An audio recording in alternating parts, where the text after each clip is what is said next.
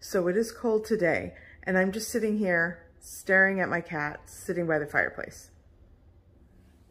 She definitely has the right idea. I'm also in the mood for a warm chocolate chip cookie. I'm actually craving McDonald's chocolate chip cookies. I know. Nothing beats a homemade chocolate chip cookie. So when I do want McDonald's cookies, I make these. So there's this one time that I made delicious chocolate chip cookies, and I'm craving those right now. So probably after this video, I'm gonna make some more. But here's how I do it. In a bowl, I'm going to add 1 1/3 cups of all-purpose flour. Here I have 3/4 teaspoon of salt, a 1/2 teaspoon of baking soda. I'm going to give that a good mix and combine well. In a large measuring cup, I'm going to cream together the wet ingredients. To start, I'm adding 1 large room temperature egg. I'm also going to add a 1/2 cup of light brown sugar and a 1/3 cup of regular sugar. Here I'm going to add a teaspoon of vanilla extract, and I'm going to add 1 stick of melted butter. This is unsalted butter.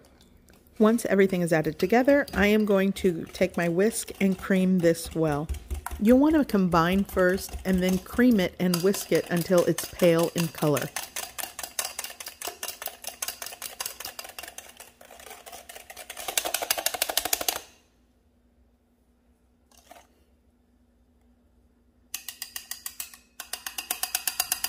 Now it's time to combine my dry ingredients with the wet, and I'm just going to fold this in.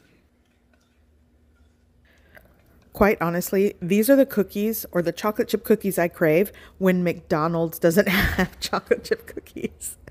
So if you are in the mood for some McDonald's chocolate chip cookies, go home and bake these, or be home and bake these. You don't have to go anywhere because they are just as good, if not even better.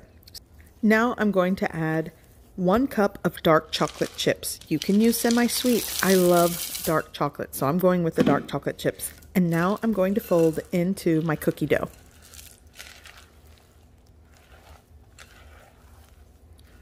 After everything is combined, I'm going to place my cookie dough into the fridge for 30 minutes to chill. And after it's chilled, I'm going to scoop out small dough balls with my little scoop here and place them on a baking sheet lined with parchment paper. I'm making a small batch, so I'm using my toaster oven. So I'm going to just place like 4 to 6 on this small baking sheet. This definitely will give you a dozen cookies. So I'm going to place this into my toaster oven and bake at 350 degrees Fahrenheit for about 10 to 11 minutes. Once they are done, you can let them cool and set slightly, or you can just dive in and check this out. Crispy exterior, gooey center. So good.